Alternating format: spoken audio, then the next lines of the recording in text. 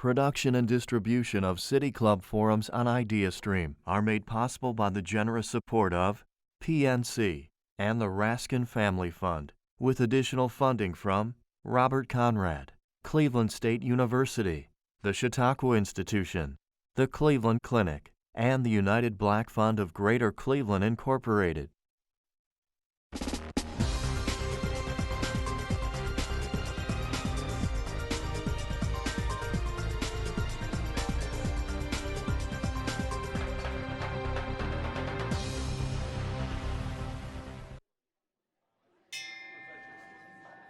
Good afternoon, and welcome to the City Club of Cleveland.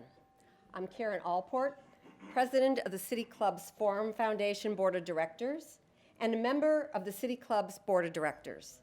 I am honored to introduce today's speaker, 35th Mayor of Oklahoma City and author of The Next American City, The Big Promise of Our Mid-Sized Metros, Mick Cornett. It wasn't long ago that Oklahoma City was considered a small city in what many refer to as flyover country, a place you flew over to get to a more dense and dynamic city. That all changed under Mayor Cornett's 14 years of leadership.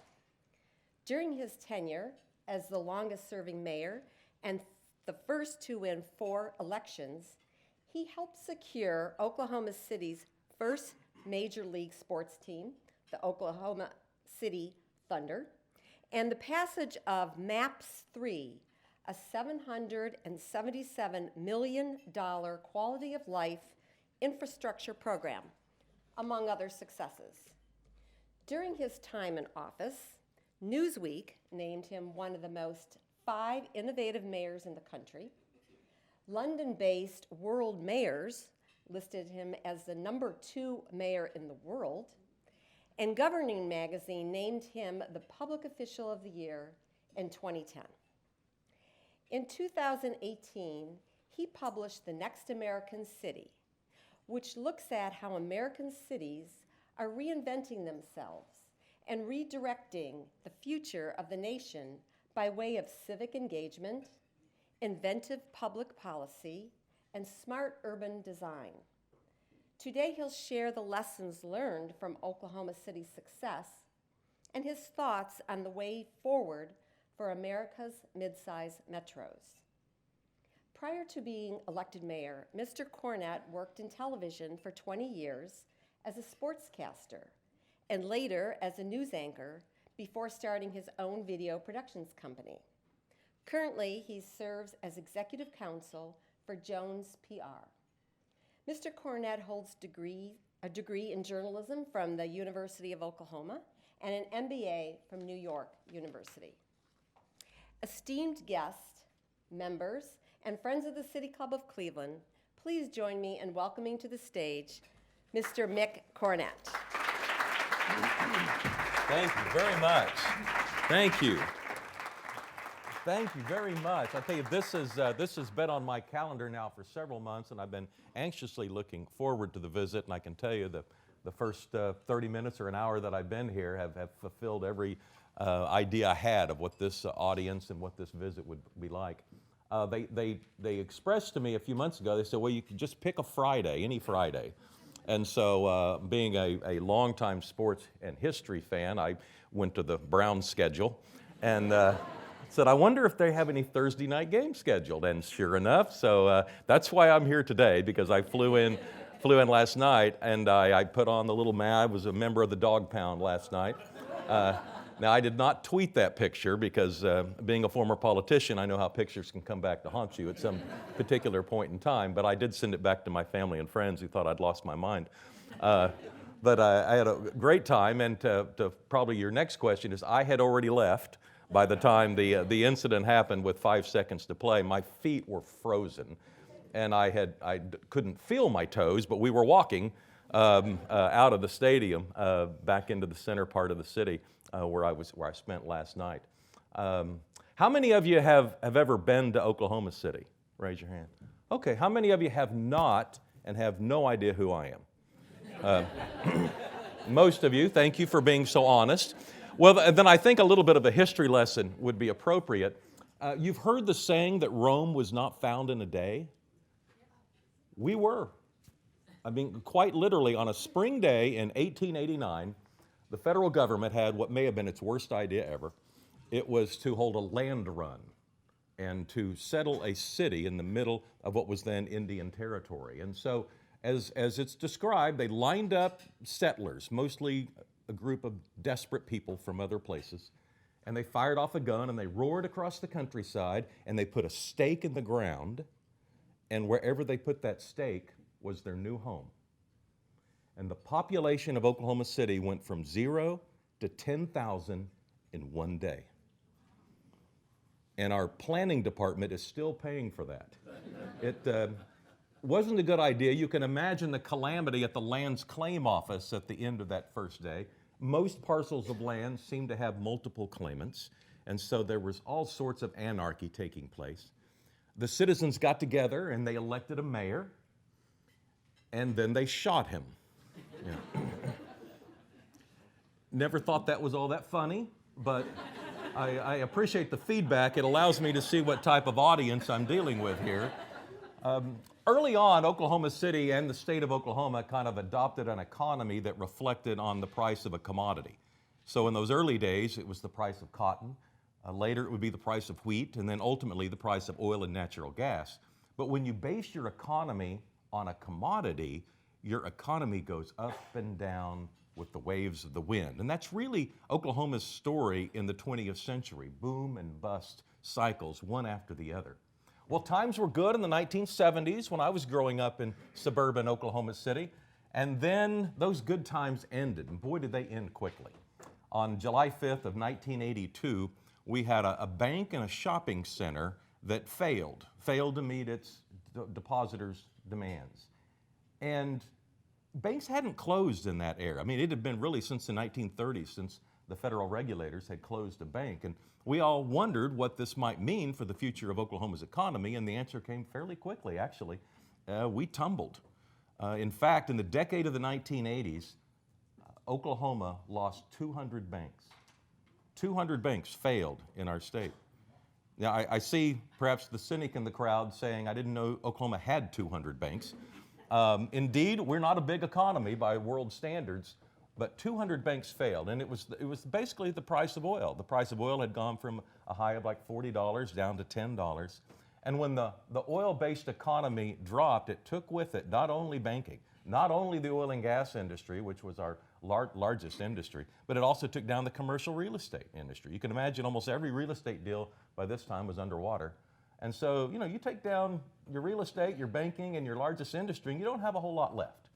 And that's kind of where Oklahoma and Oklahoma City was in 1987 when the citizens had the intelligence to elect a business-minded mayor named Ron Norick. Now, it's interesting that Ron Norick's father had also been the mayor of Oklahoma City, but don't get the idea that this was some sort of political dynasty. They were business leaders. They weren't politicians by the sense that you might believe. They had a printing company. They were just really serving as mayor as kind of a civic responsibility. And so Mayor Norick ran for office with the idea that he was going to create jobs. And boy, you can imagine the citizens of Oklahoma City were anxious to elect someone who was going to bring jobs, because jobs had been leaving the state and especially the city throughout the entire decade. The city's revenue was decreasing year after year after year, so the level of services that was coming out of government continued to retreat. And Mayor Norick thought the best of fortunes had come his way when United Airlines decided they were going to build a maintenance facility somewhere in the United States. And this was kind of the granddaddy of economic development opportunities. It was going to have an annual economic impact to whatever city could land this deal of $1 billion a year. And we're talking $1990. I mean, a lot of money today, a tremendous amount of money back then. 5,000 to 10,000 higher paying blue collar jobs. And Mayor Norick said Oklahoma City is all in. We were all in so much that because we didn't have a whole lot of economic development packages to put together, today there's all sorts of tools that cities and government use to try and entice job creators. Back then, people had to be creative. And so Mayor Norick basically offered a sales tax to the citizens of Oklahoma City a penny on the dollar sales tax for 4 years, and his idea was that we'll build the facility for United. How could United turn this down? We're going to build them the facility, we'll lease it back to them from some nominal rate. All they have to do is bring us the jobs. And when Mayor Norick presented United Airlines with this opportunity to run a sales tax in Oklahoma City, United's response was, well, that sounds great, Mayor, but your citizens are never going to vote for a sales tax for us. Well, United was underestimating the desperation of Oklahoma City. The sales tax for United passed 62%, if you can imagine. $120 million on the table for United. And so now Oklahoma City's looking pretty good in the eyes of United's board in Chicago. And on a now fateful day in Oklahoma City history, there was a press conference called. The CEO of United Airlines came up. It was live television back in Oklahoma City because we were on the edge of our seats waiting for the first good news seemingly we'd had in a long, long time. And United's CEO said, we're going to build this facility in Indianapolis. And it was about that quiet in Oklahoma City. And we didn't really know what had gone wrong. Mayor Norick didn't know what had gone wrong. He was just completely confused. And so, to his credit, he did two proactive things. The first thing he did was he insisted that United tell us where we went wrong. What happened? We don't understand it. We thought our incentive package was the biggest and the best of any of the cities that were competing for this deal. And United really didn't want to talk about it. Instead, they kept complimenting Mayor Norick. They said, you were the most prompt, you were the most courteous. Every time we asked you for information, you provided it. You just finished second. No hard feelings. And that wasn't enough for Mayor Norick. He insisted, he said, we've got to learn from this. Tell us what went wrong. And they said, okay, well, unbeknownst to you, we sent some mid-level executives and their spouses and had them spend a weekend in downtown Oklahoma City and report back to the board. And at the end of that experience, we just decided we couldn't choose Oklahoma City because we couldn't imagine our employees having to live there. Yeah. The quality of life in Oklahoma City had sunk so low that we could no longer buy the allegiance of corporate America at seemingly any price. And Mayor Norick realized that there'd been a shift in economic development that we hadn't caught on to, that it was no longer about just incentives, it was about the quality of life in your community and being able to attract a workforce. Mayor Norick did a second proactive thing. He flew to Indianapolis. Now, he did not move there, although I can assure you at this point in his political career, that probably seemed like a decent idea. Things were pretty rocky back in Oklahoma City at this juncture. He says he remembers flying in on the airport, getting in a rental car and driving toward downtown. He just couldn't believe what he saw. He saw a city core that was vibrant. He saw restaurants and hotels and water features. He saw sports arenas and sports teams. I mean, people were living in downtown Indianapolis. If you lived in downtown Oklahoma City at that time, you were probably in jail. No one with a choice would have chosen to live in downtown Oklahoma City. We didn't have any downtown retail. We didn't have downtown restaurants. We had some jobs in the tall buildings, but at 5 o'clock, people went back to the suburbs where they belonged. The downtown core had just pretty much emptied out of all life and vitality. And that's when Mayor Norick realized that we had to do something different. So we came back to Oklahoma City with the realization that, remember that sales tax that passed? It shows that the citizens are willing to invest in something.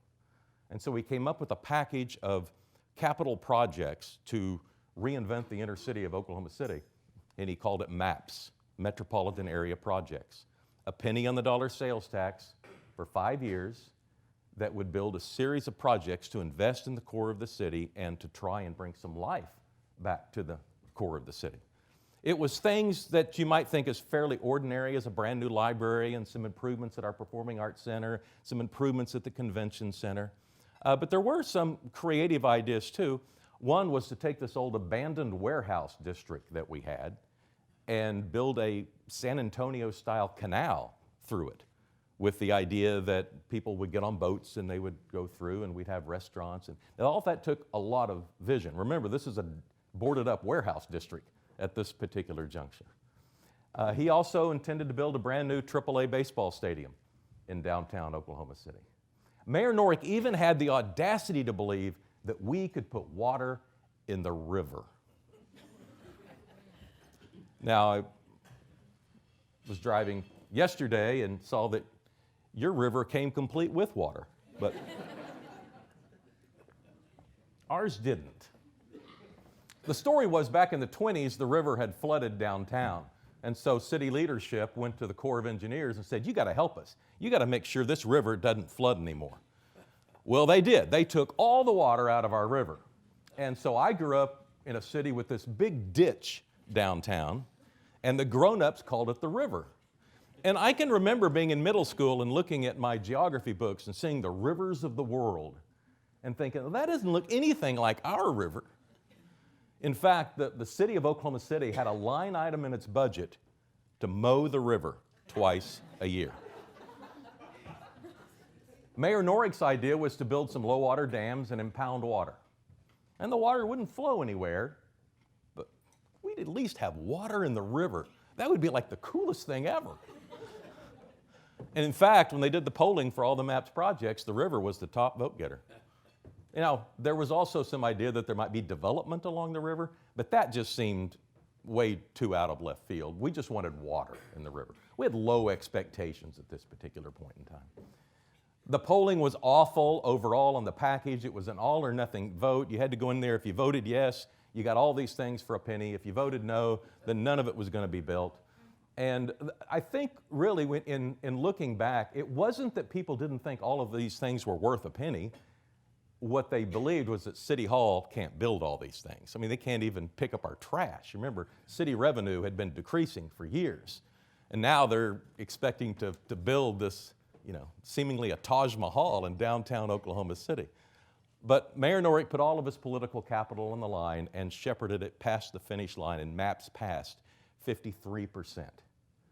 Now, today, you can't find anyone who will admit that they voted against it, because ultimately it changed everything.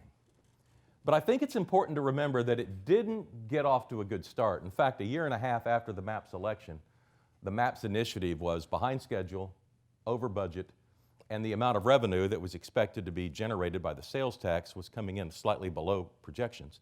And so there really aren't more things that can go wrong with an initiative than to be behind schedule, over budget, and not have the money that you expected to have. And that's where Oklahoma City was in the spring of 1995 when we were struck with the largest act of domestic terrorism in United States history. A bomb goes off downtown, and 168 people are murdered at 9 o'clock on a weekday morning. Now, I always think that it's important to kind of take a snapshot of Oklahoma City at this kind of particular juncture in its timeline. This was a city that had already been through the economic collapse of the 80s. They were promised hope with United Airlines, and that hope was dashed.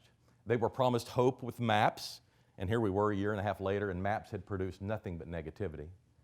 And now, kind of weighing on our collective shoulders was this emotional burden of a huge mass murder. But what seems to have occurred, and you can only see this upon reflection of time, is that the citizens of Oklahoma City seem to grab hands and pull each other up and dare the world to pull us apart. There was a certain unity that was created, almost a bond. And I likened it to just as any two people who go through an emotional experience have a certain bond, a certain understanding that really nobody else can understand or appreciate because they weren't going through it with them. This was an entire city that went through these emotional circumstances. Well, Mayor Norrick leaves office, the next mayor comes in, and he realizes that the inner city's starting to look better, but people aren't moving downtown. He realizes that unless we do something about the impression of the inner city school system, people aren't going to move back to the inner city. And so he comes up with an idea called MAPS for Kids. The inner city school district was unable to pass its bond issues, and the deferred maintenance was piling up. And so MAPS for Kids was a $700 million initiative to rebuild or refurbish every school building in that district, all 75 buildings. in the inner city district. Now, keep in mind, the city had no direct jurisdiction over the school system. We had to get state law changed so that we could basically loan our political capital to the school district so we could help solve this problem, because it was sort of a civic emergency. I mean, we could point fingers and say this really isn't our fault, it's the district's fault, but it was holding the city back. And all 75 buildings had this capital infusion of cash, really an investment in 75 neighborhoods when you think about it. And most of these neighborhoods hadn't had any new development in a long, long time. Then in 2004, through this kind of collective lack of judgment, the citizens elect me. Okay. All right, so I come to office after these two incredible predecessors who had really planted all the seeds of an energetic, dynamic, cosmopolitan city. They had done the heavy lifting. And I came to office and immediately was trying to generate enthusiasm from our own citizens, because we really didn't think much of ourselves. We had this kind of history of mediocrity. And I remember that we started showing up on the lists at this time. Now, the lists I'm talking about are those websites and magazines that rank cities. Best city to do this, best city to do that.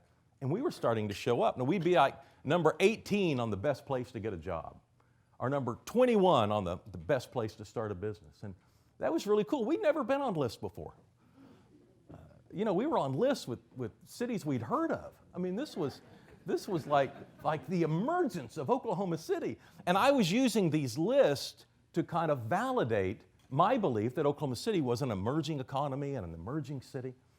And then came out the list of the most obese cities in the country. And there we were. We were number 2. And so I was the mayor who was saying that these lists validate who we are. And so my friends from the media, remember, these television news reporters and newspaper reporters were my friends. At least they had been 5 years earlier when I'd been one of them. And now they're putting microphones in front of me and say, what are you going to do about this obesity crisis? And I had absolutely no idea. And so I remember, though, I got on the scales about that time, and I weighed like 213 pounds. And I went to this government website, and I typed in my height, and I typed in my weight, and I hit enter, and it said obese. I thought, what a stupid website. I'm not obese. I would know if I was obese. And then I kind of started examining myself and my lifelong struggle with obesity, and I realized I had this pattern. I would gain about 2 or 3 pounds a year, and then about every 10 years, I'd take off about 25 pounds. And then it would repeat itself. And I had this closet full of clothes that I couldn't wear. I could wear like this much of my closet, and only I knew which part of the closet was relevant. And these were the clothes I used to wear, and these are the clothes I hope to wear again someday. And these are the clothes I wear now. And it all seemed so normal when I was going through it. The problem had become that once I was elected mayor, I was gaining 10 pounds a year, because everybody wants to feed the mayor. And I realized if I was going to be mayor very long, I was going to be a really large mayor. So I just stopped eating as much. I'd always exercised. That really wasn't the part of the equation I had to confront. But I cut it from 3,000 calories to 2,000 calories a day, and the weight just came up. I lost about a pound a week for about 40 weeks. I didn't tell anybody I was doing all this, but I was at the same time trying to examine my city and trying to figure out, why do we have such an issue with obesity? What's wrong here? And I realized we had created an incredible quality of life if you happened to be a car. If you were a car, there was no better place in the world for you to live than Oklahoma City. It's as if we had inspired our civil engineers to say your sole job is to see how fast you can get a car from here to here. And they were really good at it. We have 3 interstate highways that intersect in downtown Oklahoma City.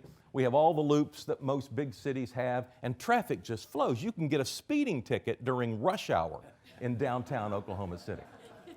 But I also noticed it was starting to affect our architecture. It seems like every time we would build a school building or a church or a library, one of the most dominant features was the automobile drop-off. And I noticed that our cars in the suburbs were just starting to take over. When I was growing up, we lived in a house that had a one-car garage, and then, eventually we had a two-car garage. And then I noticed most of my friends had three-car garages, and then they were adding this little kind of mini garage. I don't even know what they put in that thing. But it just seemed to be no end to our love affair with the automobile. And as the sprawl started taking place in the city, because remember, you could live 20 miles away from the core and be downtown in 20 minutes. And so people just continued to move further and further away, and we started relying on our automobile more and more.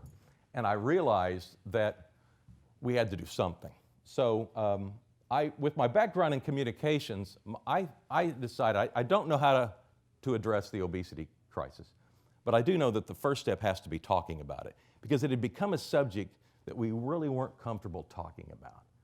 It affects the way you look, and it's not nice to talk about the way people look. And so our kind of unannounced strategy was to ignore it and just assume it would go away on its time. And obviously that wasn't working for us. And so on New Year's Eve of 2007, I went to the zoo, and I stood in front of the elephants, and I announced, this city is going on a diet, and we're going to lose 1 million pounds. Well, that's when all hell broke loose.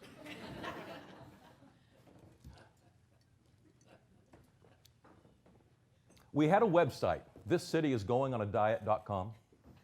We encouraged people to go on, pledge to lose weight. We had all sorts of dietary and exercise information on it. And long story, fairly quickly, 4 years and 3 weeks later, 47,000 people had signed up and pledged to lose weight, and they had lost 1 million pounds. Thank you. We all look like supermodels now. No, the truth is, those 47,000 people lost 1 million pounds. I can't tell you that there weren't 47,000 other people who gained 1 million pounds. But the point was, we were talking about obesity for the very first time. And then came the opportunity for the next MAPS program. And so I suggested, along with the traditional economic development drivers like a new convention center and a new park and some investments down on that river, which now had water in it, and out at the fairgrounds so we could take advantage of opportunities there. But we also start changing the built environment. And this was the largest and kind of the first baby step in what we knew would be a massive overhaul. The message that I tried to send to our civil engineers was this: look, we have built this city around the car. Now let's design it around people. And let's see what that looks like. So it included sidewalks, which were almost completely foreign to our community, especially in the suburban areas. Jogging and biking paths for bicycles. It included senior health and wellness centers. With the baby boom generation likely to live a long time, my concern was that we're going to be sick a long, long time, and we'll just be able to keep people alive. And I felt like adding a wellness component to the city and giving people an opportunity to make better decisions about their health would be one really giant step. And so we built senior health and wellness centers around the city. Down on the river, philanthropists had started building boathouses. And so we added permanent lighting and rowing venues, and we now have the finest venue in the world for the sports of canoe, kayak, and rowing. We held the Olympic trials in kayak the last 2 Olympiad. We have a whitewater facility. So, again, the water in the river doesn't go anywhere, but we built a man-made whitewater facility. So in downtown Oklahoma City, you can now take on whitewater rapids.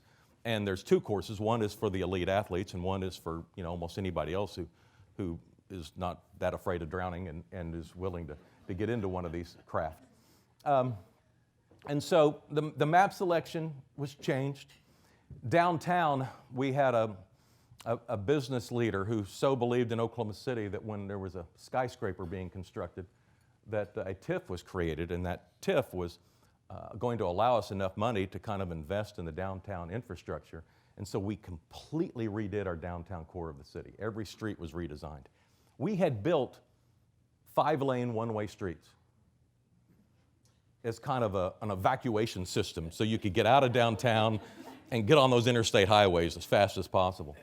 But it also created the most difficult downtown environment for the pedestrian.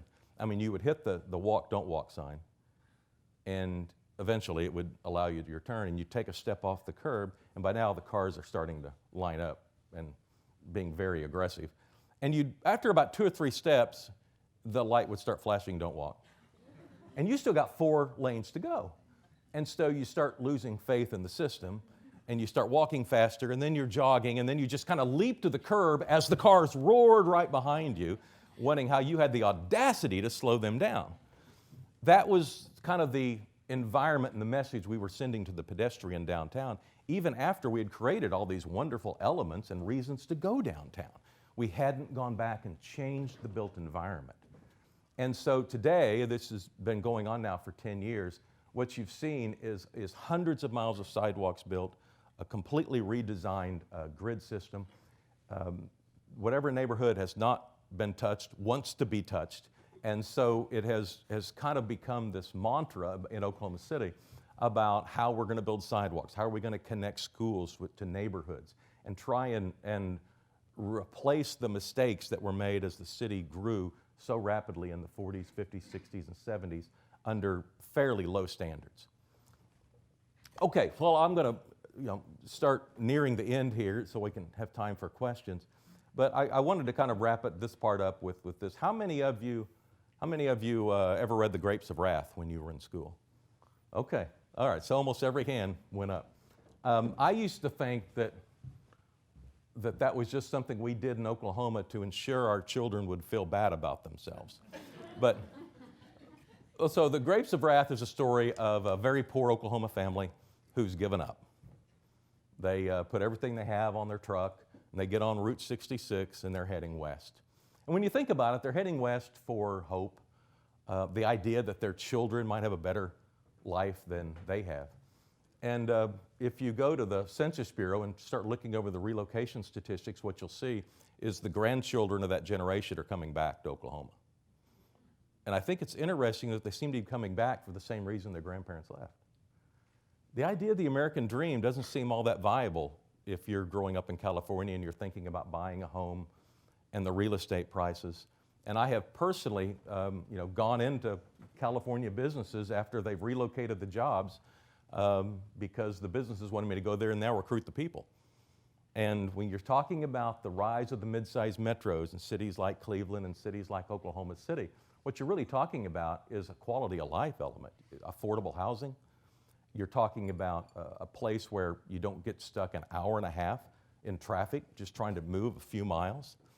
And in most places, there's an abundance of fresh water and clean air. And all of these things are elements that people don't take for granted if they live on the east or the west coast. But it is available in most mid-sized metro cities, and I think that's why in the book it expands on this philosophy quite a bit.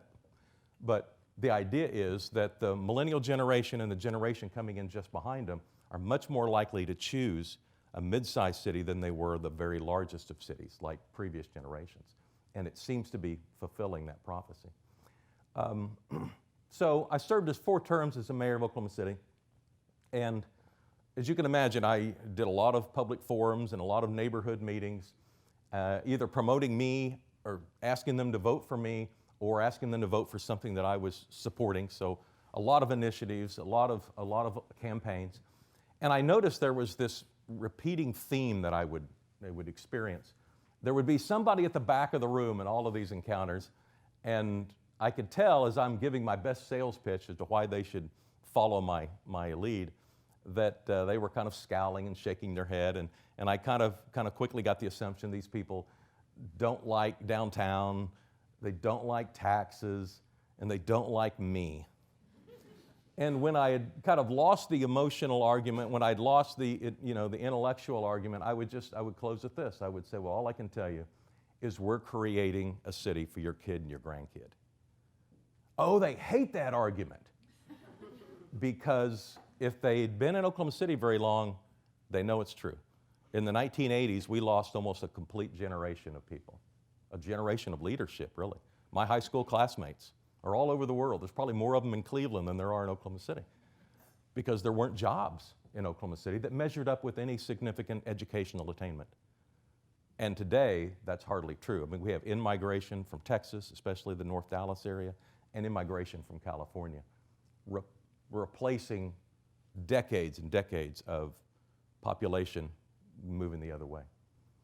All right, that's my story. Thank you very much for listening. Thank you. Thank you.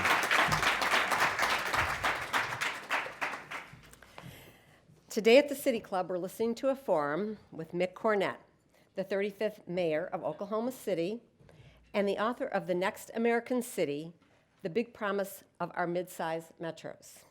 We're about to begin the audience Q&A.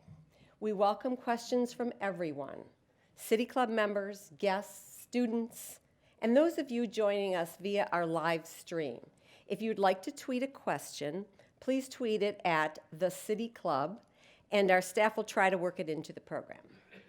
Holding the microphones today are content coordinator Bliss Davis and City Club intern Remy or Asanya.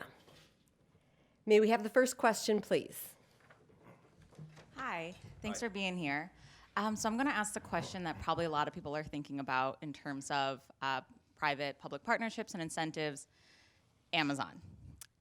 It sounds like in the 80s you realized, as you said, that it's about quality of life. And it sounds like Oklahoma City really decided to prioritize its residents, and that is what brought jobs and economic development. Can you talk a little bit more of that and how, or if that mindset has continued in today's economic development policies in other cities, and maybe speak a little bit more of that example of how prioritizing your current residents and the people who live there is really a powerful move for economic development.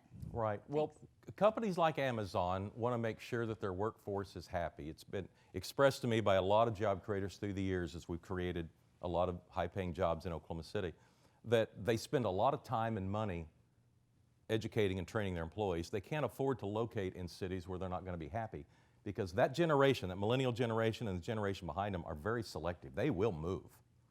They will go to where they want to live. So I spent a lot of time in this speech talking about the quality of life. The quality of life gets you in the final conversation. Then the incentives are part of the picture as well. So they work hand in hand. But if you don't have the quality of life that the company thinks is going to attract their employees, you won't even get to talk about incentives. They're not even going to be interested in talking with you. Yes, so what has been your experience with incoming immigrants, particularly incoming immigrant entrepreneurs? Well, Oklahoma City's changing really fast, and change is hard. And so, when I was first elected in 2004, we were politically very conservative. And if you went and did a poll today in Oklahoma City 15 years later, you'd see it being very purple, and probably more purple than any county in the state of Oklahoma. I'm sure of that. Immigration has played a vital role in that. My comments on immigration, and I'm edging into the political side of it here, is that we just have to have an immigration policy that we can enforce. And I'm disappointed in Washington that they haven't come up with policies and laws that give us some sort of structure where we can have a legal immigration system that we believe in and an illegal immigration system that we believe in. So what is our policy? If you have laws that aren't enforced, people start losing faith in the entire process. But immigration and the diversity that it brings is an important part of any city, especially a core of a city. And if you're trying to attract highly educated 20-somethings, diversity is going to be one of the first things they're looking for. They want a city that's receptive to different ideas and people that look different. So it's an important component of a city's leadership, making sure that they're creating that diverse environment and is not afraid to talk about the subject. Well, first of all, great story and congratulations, and it's very clear to see the power of communication when put to good use. My question is about the cost of living, and given that you've articulated this as a key factor of the attractiveness of Oklahoma City, and same thing, Cleveland. I moved here 5 years ago from Manhattan, so I can attest to the fact that's a real factor. But my question is, as people are moving back, how do you balance the quality of life, the low cost of living, but also access to quality housing? Because we've seen a lot of development come into Cleveland, and rents are starting to go up. Yeah. And so how long can you sustain this, and what can you do at a city level to make sure you put in place policies to preserve that factor? Yeah, that's a difficult issue that only now are we having to confront in Oklahoma City. Our downtown was so dead and there's so much land available. I mean, land is really cheap in Oklahoma City. That what would be considered marketplace housing somewhere, what would be affordable housing somewhere else is marketplace housing in Oklahoma City. If you have a job, you can afford a house. People graduate from college and they buy a house in Oklahoma City. I mean, but I'm starting to see kind of the first, because of so many success stories in the inner city and neighborhoods being revived, my successor, who's now in office, and my former chief of staff, is going to have to deal with that because we're seeing a lot of outside investors. In other words, you know, traditionally, people from other states haven't invested in downtown Oklahoma City or in real estate. But now the California REITs are involved, they see what's happening. And so, I mean, millions and millions of dollars are coming in to buy up existing real estate, and that's going to become a problem. So it's very real. I'm not suggesting we've had the answer, but it's not something I had to necessarily deal with either. Our housing stock was amongst the lowest embarrassingly low traditionally. And there are you know, it's still hard to find a place that somebody might be a victim of gentrification, but it's going to start happening more and more. Good afternoon. Recently, some inner-ring suburbs have begun to offer financial incentives for young people and new grads to move into their communities. What do you think of that, and would that be something that would have happened in Oklahoma City? Yeah, she's talking about, you know, as cities get more and more creative about what do you do to attract highly educated 20-something. If they're that important, where do we draw the line of being what's appropriate and what's not? I don't know if you've heard of a program that's going on in Tulsa, Oklahoma, in which they are literally, and I won't have all of this right, so do your own research, but basically they'll pay $10,000 for a young entrepreneurial person who has some sort of IT background and business plan. They will pay them $10,000 if they'll stay in Tulsa for a year. They just have to live there. And their hope and the early experience is that those people aren't leaving at the end of a year, that they've had an opportunity to welcome them into the community, show how supportive they are of young entrepreneurs. We're always trying to attract people with IT backgrounds because almost every business leader will tell you that they just can't hire enough people in those areas. And so Tulsa's going as far as just writing a check and saying, here. Yeah, I mean, you can't be more direct than that, I don't think. And you know, when I first heard it, I thought, wow, I mean, is that gonna speak of desperation? I mean, what does that say when they're paying you to move to their city? I think what it's saying is that they have a lot of confidence that you're gonna stay. And this is philanthropically supported. It is not government that's paying this $10,000. They have the support of a philanthropist named George Kaiser, who's very supportive of Tulsa and very wealthy. And he kind of started the seed to start that going. But it's still going on, and it's still available. And so, I mean, I think you're going to see more and more things like that. I think people are realizing you got to attract people. That you know, if you know the old metrics of designing a city around, you know, a transportation corridor only, or that people were going to move there for a job, they're going to live where they want to live, and the jobs are going to go to the people. First of all, I've just got to get to Oklahoma City, and maybe I'll use your travel formula when the Cavaliers play the Thunder sometime. Will be when I get there. The question is this: here in the Cleveland area, and I think just in this county we have 50 suburbs. Adjacent county, there's probably another 50 suburbs. Some might term it a dated form of government. How does Oklahoma City? What's its relationship with its suburbs, and how do you see the relationship for mid-sized cities evolving with its suburbs going forward? Yeah, but we're not a good model. You know, what I always fall back on when this conversation comes up is if you were designing a government from scratch, it would look nothing like what we have, whether you're talking about the Cleveland area or in Oklahoma City. So in Oklahoma County, I think there's 13 municipalities, which means 13 police departments, 13 fire departments. You know, there's a lot of overlap between county government and city services, and it's a very, very inefficient process. Every time we try to take this on, the political fences go up, and it becomes very, very difficult to deal with. We're also kind of dealing with, we have 23 school districts that serve kids that live in the Oklahoma City limits. So Yeah. And one of the political geniuses of my predecessor who did maps for kids is he got all 24 school districts to agree to one funding formula for that plan. If you can get 24 school districts to agree on anything, that's amazing. That's like, it should be in the Initiative Hall of Fame on its own. But yeah, I don't have advice for you other than I see the inefficiency and it bothers me greatly. But I dipped my toe into that water. I went to some other mayors in the community and suggested that we provide fire service for them, and had basically different reactions. But I mean, we were going to hire all their firefighters. We were going to man their stations if they wanted, and we would save them whatever they were spending on fire support. We were going to charge them half, so they were going to save millions of dollars.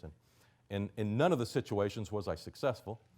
In a couple of them, they tried to embarrass me as, trying to take them over or something. And in one of them, a year later, they passed a sales tax increase to pay for fire support. Yeah. And no one seemed to notice that we had offered to do that for half price, they would have the same level of service that everybody else has. So, I mean, that's a really touchable. I'm surprised there's not more, citizenry complaining about it, because their government dollars are being wasted in local governments all across the country. Yes? Hi, Mr. Mayor. Thank you for being here today. My name is Jonah Schultz, and I'm running for Congress right here in District 11. And so as a millennial conservative, I understand that it's essential for the next generation of conservative leadership to begin stepping up and carrying our message forward. And so my question to you is, how have you actively been able to successfully engage and communicate with younger voters? Well, you know what, in my sense, and I hate to stereotype people in any sense because there's always exceptions, but younger people, they want people who are inclusive and accepting. It seems like the younger you are, the more likely you are to follow those attributes. And so, they expect their ideas to be listened to, and they're very quick to kind of, criticize whatever, historical lineage brought the city to the situation that it is.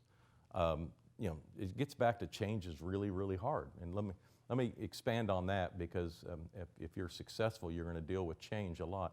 It has come to my attention that there's really three kinds of people. There's one kind of people that will tell you they do not like change and do not change it. And when you change something, you find out they were right, they're mad. And there's a second group of people that's a little bit perplexing. They will tell you that they like change. And then when you change it, you find out they were wrong. They hate change, and they're mad.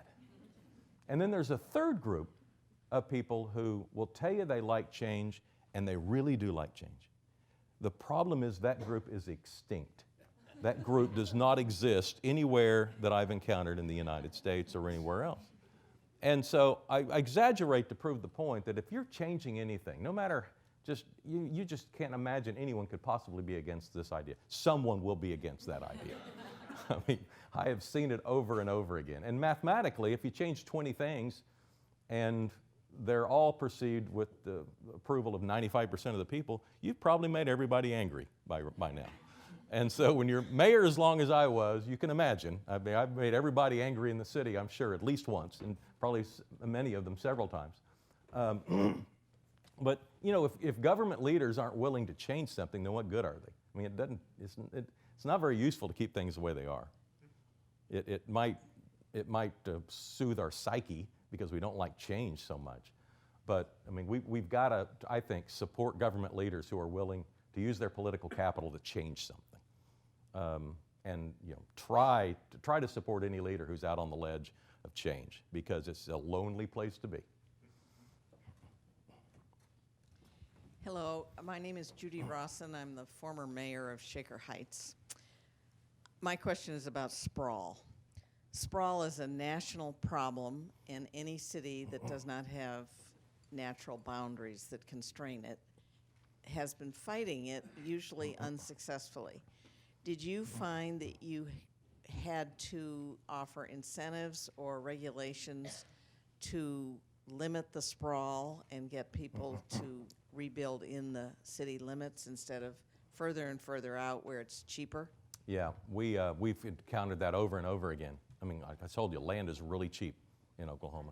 And so developers continue to buy on the edge and they continue to expand. And even though we've had this tremendous growth in downtown housing, we've had more growth on the perimeter city. So even though we have started to reverse the dynamics and create a market in the inner city, all we're doing is slowing down this slow loss. I was speaking with the mayor of Denver, well, he was mayor then, John Hickenlooper. And I was downtown with him, and we're looking at downtown Denver, and I'm just amazed at all the housing. And he said, I appreciate your nice comments. He said, but you got to remember, on the suburbs of Denver, they're building more and more and more. And so even in a city like that seemingly had it resolved with the inner city, we just in my tenure started putting in development fees. So if you were outside a certain ring, it costs a little more to develop property, with the idea that they were creating additional expenses for our infrastructure and our public safety responsibilities. And that took me 10 years. I mean, fortunately I kept running, I just wore them out. And I was ready to vote for it in the beginning, and it took 10 years to kind of, create that change, get the developers to give in, and to get the council support, because, developers are typically very close to their council person. So, I mean, I hear you, but I'm all for efficient government. I mean, that's what I try to create, and you just can't create any sort of efficiency when you keep spreading out. You need density to provide services in an adequate manner. Good afternoon, Mayor. My name is Michael Deemer. I work with the Downtown Cleveland Alliance, so I appreciated all of your comments about your downtown and building a more pedestrian-oriented downtown in Oklahoma City. I wanted to ask you a question about public transportation. Cleveland, in many ways, was developed around light rail and streetcars, and like a lot of American cities, after World War II, became a much more auto-centric city, very similar to the way you described Oklahoma City. And I think as we see some reurbanization happening in Cleveland, we're going to make a series of local decisions over the next couple of years about the future of public transportation here. I wondered if you could share some of your experiences in Oklahoma City with public transportation and any advice you might have for us. Yeah, sure. Well, public transit's not something we do well, so I preface my comments with that, because if I'm offering advice, you'd at least think it's based on some level of success, and I'm not suggesting it is. But what my goal was in creating a public transit system and improving it was that at least in the center ring, and you can draw the ring wherever you want, you need a bus system that people can count on, that's going to come, every 15 minutes or every 20 minutes, and not once an hour. What we were doing in Oklahoma City is you come once an hour, but boy, we covered a lot of area. Well, we did. We had a really inefficient bus system all over the place. And so it has gotten better. We've also, with MAPS 3, one of the projects I didn't mention is we built a downtown streetcar. And so we have the largest startup streetcar system in the United States history. And it was $110 million. And I haven't pointed it out, but it just came to my mind. We pay cash. I mean, we don't bond out when we do the MAPS project. So we build something, we pay cash. So I think we're the only streetcar system with no debt as well. And so that allows kind of a way for people to move around the downtown grid. It's kind of a loop. It's not the greatest designed public transit system, and it doesn't serve a lot of people in the city that live further out. But I think it's a first step toward a more comprehensive rail-based system that I think we'll have in the future. But let me also say that nothing is going to affect transportation in cities more than the autonomous vehicle, which we keep hearing is just around the corner, and I have no doubt it's coming. And will that develop into a more shared economy? In other words, will we stop owning cars? Will we stop building houses with garages because we're not going to own a car? And if those things happen, then that's going to create a more dramatic change for city design than anything we've done since the invention of the automobile. I don't know how all that evolve and play out. I just know it's going to drastically change downtown areas, the number of parking garages that we need to build, the lane capacity. And so autonomous vehicles, follow very closely behind each other because they can. And so your capacity on your lanes, it all increases. So you'll need presumably fewer lane miles. So if I were a downtown leader thinking about those types of things, I'd be trying to figure out, long term, how is this going to evolve? because we could easily make some mistakes today that 10 years from now are going to be like a silly investment that we made previously. So I'm keeping a close eye on that. Thank you.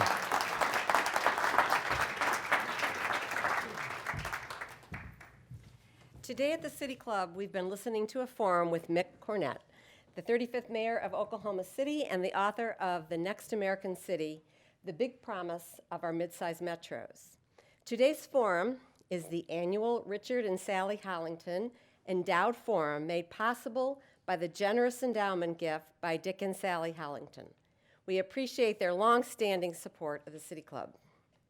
Today's forum is part of our Urban Leadership Series, sponsored by AT&T. We're delighted to have Nikki Jaworski and her guests with us today. Thank you for your continued support of the City Club programming. Mr. Cornett also appears as part of our Authors in Conversation series, supported in part by the residents of Cuyahoga County through a public grant from Cuyahoga County Arts and Culture. We are grateful to all the residents of Cuyahoga County for their support through that public grant. The community partner for today's forum is the League of Women Voters of Greater Cleveland. Additionally, we welcome guests at tables hosted by Cuyahoga Community College and Land Studio. We're happy to have you here. The sale of Mr. Cornett's book, The Next American City, The Big Promise of Our Midsize Metros, is provided by a cultural exchange. And that brings us to the end of today's forum.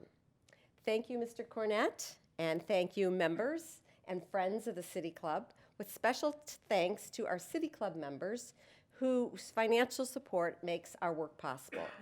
To find out more about upcoming programs and how you can support the City Club, visit us online at cityclub.org. The forum is now adjourned.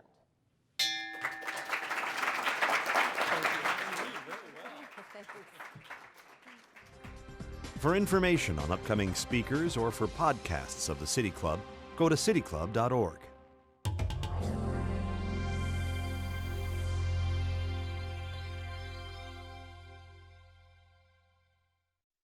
Production and distribution of City Club forums on IdeaStream are made possible by the generous support of PNC and the Raskin Family Fund, with additional funding from Robert Conrad, Cleveland State University, the Chautauqua Institution, the Cleveland Clinic, and the United Black Fund of Greater Cleveland Incorporated.